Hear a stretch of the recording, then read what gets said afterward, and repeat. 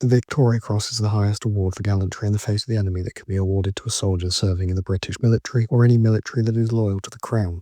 With the army coming to the end of its 20 years of constant deployment in the Middle East, and the Imperial War Museum closing down its display of Victoria Crosses, now might be a good time to look at all of the awards given out through the global war on terror.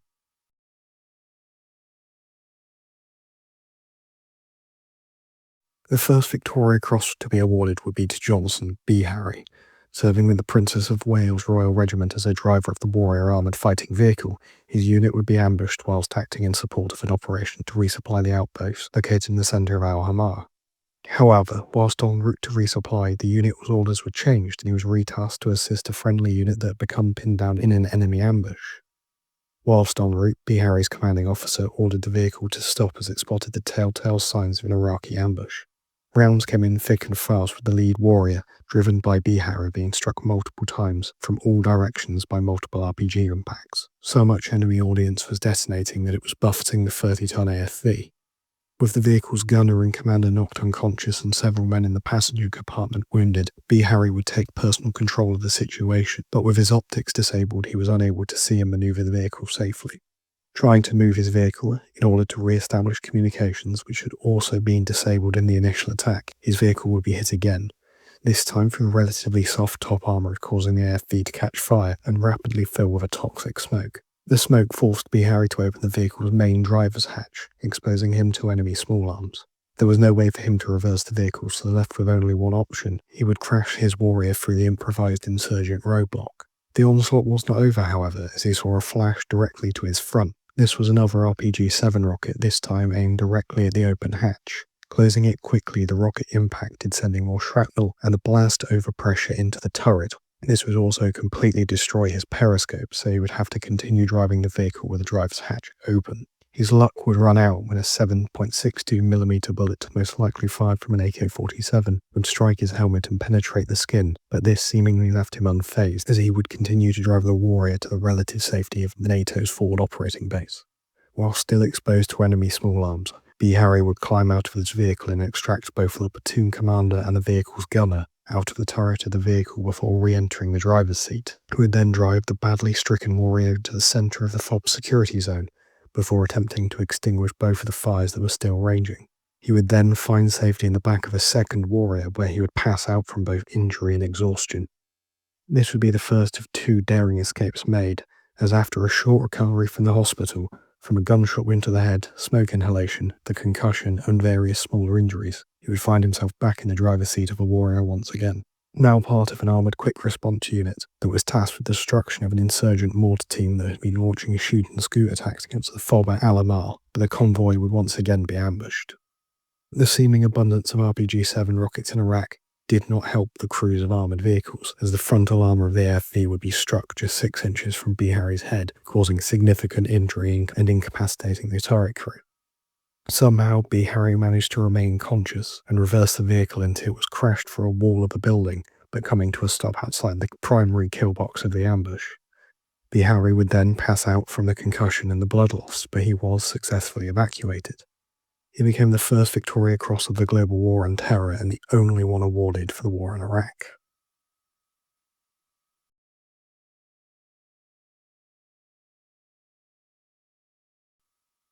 On the 20th of August 2006, Corporal Brian Budd was leading his section on the right flank of a platoon clearance patrol near Sangin District Centre in Afghanistan. Another section was advancing with a Land Rover fitted with a 50 caliber heavy machine gun on the patrol's left, pushing through thick vegetation. Budd identified a number of enemy fighters 30 metres ahead of him, and remaining undetected in an attempt to surprise and destroy the enemy, Budd initiated a flanking manoeuvre. However, the enemy spotted the Land Rover on his left flank, and the element of surprise was lost for the whole platoon. In order to regain the initiative, Budd decided to assault the enemy and ordered his men to follow him. As they moved forward, the section came under a withering fire, which incapacitated 3 of his men. The continued enemy fire and these losses forced the section to take cover. But Budd continued the assault on his own, knowing full well the likely consequences of doing so without the close support of his remaining men would end poorly. He was wounded but continued to move forward, attacking and killing the enemy as he rushed their position. Inspired by Corporal Budd's example, the rest of his platoon reorganised and pushed forward with their attack, eliminating more of the enemy and eventually forcing their withdrawal. Bud subsequently died of his wounds, and when his body was later recovered, it was found to be surrounded by at least 3 dead Taliban. He was the first posthumously awarded Victoria Cross in the War of Afghanistan, and the latest posthumous award since Lieutenant Colonel Herbert Jones and Sergeant Ian McRae, both of them fellow paras who died serving in the Falklands.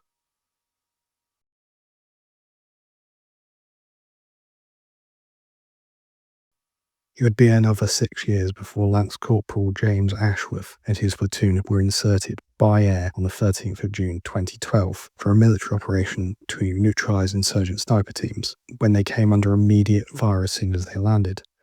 Ashworth immediately ran through 300 metres into the heart of the insurgent-held village with his fire team. 2 insurgents were killed and 2 sniper rifles were recovered during the initial assault. But an Afghan local police officer's follow-up attack stalled and the patrolman was shot and killed by fleeing enemies. Ashworth insisted on moving to the front of his fire team as they continued to advance on the enemy-held position within the village. Stepping over the body of the dead patrolman, he threw a grenade and surged forward, quickly driving the insurgents back to an outbuilding from where he launched his tenacious last stand. The village was now under fire from several positions by insurgents desperate to protect their sniper team, and the platoon needed to kill or detain the final sniper, who was pinned down by the lead fire team, and extract as soon as possible. Needing to break the stalemate, Ashford dropped to the floor and began to crawl behind a knee-high wall that ran parallel to the front of the outbuilding. The wall provided just enough cover to conceal his body as he inched forward towards the enemy with his last grenade. He would get within 5 metres of the insurgent's position to ensure his last grenade landed accurately. Ashworth deliberately crawled out from behind the low wall as its limited protection to get a better angle for the throw. Now in full view of the enemy and just 5 metres away, rounds started to tear up the ground around him. Undeterred, he would throw his last grenade, where he was fatally hit by the enemy. His successful attack neutralised the last of the sniper teams operating in the area.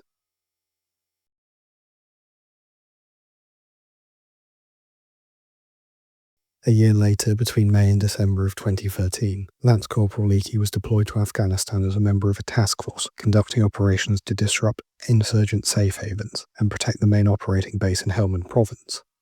The majority of the operations took place in daylight in non-permissive areas, attracting significant risk. On the 22nd of August, Leakey deployed with a combined UK-US assault led by a group of United States Marines to disrupt a key insurgent group. After dismounting from the helicopters, the force came under accurate machine gun and rocket-propelled grenade fire, resulting in the command group being pinned down and exposed on the forward slope of the hill. The team attempted to extract them from the killing zone for an hour, their efforts resulting in the Marine Corps captain being shot and wounded, and their communications being knocked out of action.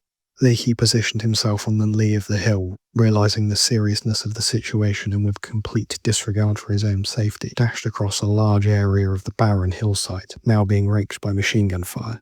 As he crested the hill, the full severity of the situation became apparent. Approximately 20 enemies had surrounded 2 friendly machine gun teams and a mortar section, rendering their critical fire support ineffective. Undeterred by the very clear present danger, Leakey moved down the forward slope of the hill and gave first aid to the wounded officer, despite the most major junior commander in the area. Leakey took control of the situation and initiated the casualty evacuation. Realising that the initiative was still in the hands of the enemy, he set off back up the hill under enemy fire to get one of his suppressed machine guns back into action. Upon reaching it, and with rounds impacting the frame of the gun itself, he moved it to another position before using it to engage the enemy. This courageous action spurred those around him back into the fight. Nevertheless, the weight of enemy fire continued, and for the 3rd time, with full acknowledgement of the danger, Leakey exposed himself to enemy fire once again. Weighed down by more than 60 pounds of equipment, he ran to the bottom of the hill, picked up the 2nd machine gun, and then began to climb back up the hill again. The round trip of more than 200 metres on steep terrain of open ground, drawing the majority of the enemy fire onto himself, with rounds splashing around him. Leakey overcame his fatigue to re-sight the gun and return fire. This proved to be the turning point of the battle. Inspired by Leakey's actions and the heavy weight of fire now at their disposal, the force began to fight back with renewed ferocity. Having regained the initiative, Lance Corporal Leakey handed over the machine gun and led the extraction of the wounded officer to a point which he could be evacuated safely. During the assault, 11 insurgents were killed, 4 would be wounded.